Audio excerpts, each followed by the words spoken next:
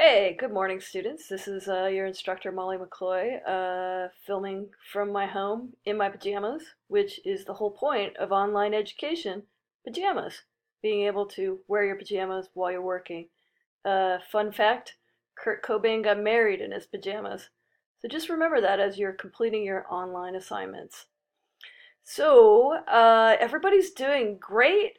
People have been accessing and completing the discussions. My purpose of recording the video today is to just be able to talk to you guys a little bit and to check in before we start to step up our game here and actually start to look at each other's essays that we're submitting online. So what I'm going to start with is just where to find everything for the submissions and just the nuts and bolts stuff. And then I'm going to go into a little bit of what we've been talking about in our discussions too. So when in doubt, you want to go up here to content. That's how you find everything. The content browsers, it just is not complete. So I like to go straight to content. Click on that. And that's going to give you everything. This is how to complete your assignments. In fact, here, if you still haven't taken a tour of the D2L page, you want to do that. If you still want to look at syllabus or workshop schedule. But most of the stuff that we're going to need at this point is under how to complete your assignments. This covers all the discussions, all the types of assignments, point values, what everything's worth. But right now we're about to start with our first group today having submissions due. So we should take a look at submission guidelines. And here they are. Write about whatever you want is the basics. I've had a couple of you guys double check me on that, but yes, I did mean that. Again, this is a sophomore level, 200 level class, and so we're starting where we are. We're starting with just trying to get some basic. I'm trying to get this line off my face, but I'm moving the wrong way. There we go. Starting with the basic. Scene building and doing a little bit of descriptive writing and starting to write some narrative stories. That's kind of where we start here. So you're going to be doing two submissions. They should be different from each other. And we're doing the first one right now. And so write about whatever you want as long as it's not offensive to somebody in the class. And you can look at those details on your own. You want to in order to solicit good feedback and to avoid the kind of trolling that people tend to do online when we're not meeting face to face, I've designated a very specific way of responding to the pieces. So basically, nobody's going to respond to the piece with anything you haven't asked for. So write three questions. What do you want to know about this piece? Is this character working? Is this scene vivid enough? Am I writing scenes? You know, those kinds of questions that you want to that you want your classmates, that you want your classmates to answer. So write those at the bottom. You don't want to write them at the top because then your readers are going to be sort of prejudiced while they're reading the paper. So you want to just include them at the bottom of your piece.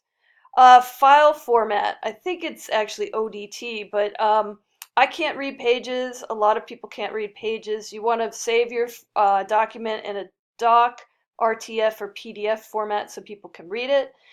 Your piece should be 6 to 18 pages, please no longer than 18 pages. And your work should be double-spaced, 12-point font with 1-inch margins so that it's not, excessively short, excessively long. It's easy to read. If it's double-spaced, it's easier for me to squeeze my comments in on the screen. So that's basically it. Those are the file formats. Those are the page limitations. You can write anything you want. It should be based on real life events. This is a nonfiction class. It should be as truthful and accurate as you can convey it. Obviously, we can't remember everything, so there's a little bit of creative writing that sometimes goes into nonfiction, which is fine. Okay, so that is under submission guidelines. All of this is in content under how to complete your assignments. Response guidelines are there too. We're not really going to need that for next week, but take a look at it. It is a vulnerable process for somebody to submit their work. We want to be kind. We want to be honest. There's a sequence that I want you guys to follow when responding. So remember that for next week because you're either in the A or the B group, and people are going to be submitting their A1 or their B1 assignments, and your response to the assignments that they are submitting today are due next week. So be sure to look for that. And here's where to look for that. This is going to be week 4. So we've got Sarah, Cheyenne, Amanda, and Mariah submitting their first pieces. And everything is set up. If they're in A1, they'll submit here. If they're B1, they'll submit here. They also submit here to me. And then I give comments on the paper that go into the assignments Dropbox. And then you'll notice next week, we have all of these up because everybody that's in the A group will have to go to A1 and comment on those submissions. Everybody that's in the B group will have to go to B1 and comment on those submissions. Okay. So when in doubt, go to content, read your documents, go to the week that it is. This week is week 4. All right, let's take a look at what we've been talking about in the discussion area. So I can hit that a little bit. We introduced ourselves. And then we did a little bit on, turning ourselves into a character according to the Philip Lopate. And sometimes people kind of blow off this question, but I think it is an important question that the two pitfalls might be like, hey, I'm too weird. Nobody's going to be able to relate to what I'm writing. Or B, I'm too boring. I'm too much like everybody else. Why would they want to read my piece when they could just go along being their boring selves? Why would they want to read about normal, boring me? So I think what would be a good way to think about that and make sure you're not blowing off that question would be to kind of look at what David Sedaris did in Plague of Ticks, because here he was suffering from OCD as a child, and he approaches that topic with such a good sense of shamelessness. And so he avoids the pitfall of, hey, I'm too weird, because he writes about it. He writes about having OCD. But what's interesting about it is he writes about it as if it's perfectly normal because, hey, it was normal to him, right? So that's what draws us into the piece. We don't say, oh my God, he's too weird. I don't want to hear about this. He kind of, he kind of touches that chord of weirdness in us all. And, we really get the insider view of it. And he doesn't highlight it as if it's strange. He sort of just presents it as if it's his normal everyday experience to have these tics. So think about how he accomplishes that goal of sort of being universal, even though his situation is, relatively unusual.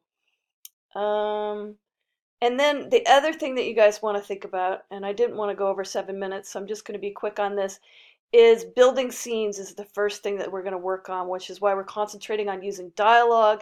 What did that teacher actually say in that opening to shame him? Take a look at the opening of Plague of Ticks, because that's a scene. We can see what's happening. We can see people talking. You want to use dialogue. You want to use the exact words that people are saying so that it's an actual scene. You don't want to just summarize so and so said something like this. You want to, even if you don't remember it, you want to go in and try to make people talk the way you thought they used to talk. So if you're in doubt of what a scene is, just take a look at that opening of Plague of Ticks. All right, good luck. I'm excited to see the new submission ones, the new work, and just email me with any questions. Good luck.